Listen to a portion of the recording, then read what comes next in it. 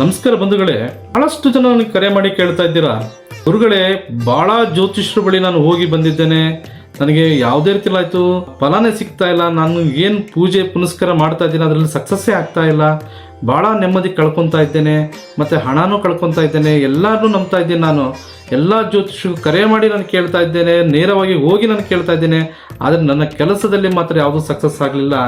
ಆ ಪೂಜೆ ಈ ಪೂಜೆ ಅಂತೇಳಿ ಹಣ ನೆಮ್ಮದಿ ಎಲ್ಲ ನಾನು ಕಳೆದುಕೊಂಡ್ಬಿಟ್ಟೆ, ಇವತ್ತಿಗೂ ನನಗೆ ನೆಮ್ಮದಿ ಇಲ್ಲ ಗುರುಗಳೇ ಅಂತೇಳಿ ಭಾಳಷ್ಟು ಜನ ನನಗೆ ಕರೆ ಮಾಡಿ ಕೇಳ್ತಾ ಇದ್ದೀರಾ.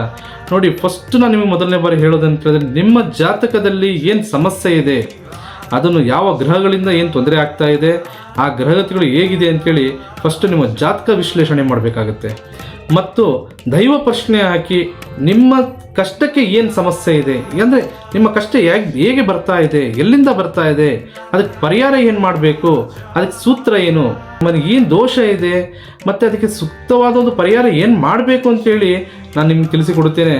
ಒಮ್ಮೆ ಬಂದು ನೇರವಾಗಿ ಭೇಟಿ ಮಾಡಿ, ನಿಮ್ಮ ಜೀವನದಲ್ಲಿ ಹಣಕಾಸಿನ ತೊಂದರೆ ಆಗಿರ್ಬೋದು, ಮನೆಯಲ್ಲಿ ಅಶಾಂತಿ ಆಗಿರ್ಬೋದು, ಇಲ್ಲ ಗಂಡ ಹೆಂಡತಿಯಲ್ಲಿ ಸಮಸ್ಯೆ ಆಗಿರ್ಬೋದು, ಇಲ್ಲ ನಿಮ್ಮ ಪ್ರೀತಿ ಪ್ರೇಮದಲ್ಲಿ ತೊಂದರೆಗಳಾಗಿರ್ಬೋದು, ಇನ್ನು ಇತ್ಯಾದಿ ಯಾವುದೇ ಸಮಸ್ಯೆ ಇದ್ದರೂ ಕೂಡ ಶಾಶ್ವತವಾಗಿ ಅಂತಿಮವಾಗಿ ಪರಿಹಾರ ಮಾಡಿಕೊಡುತ್ತೇವೆ.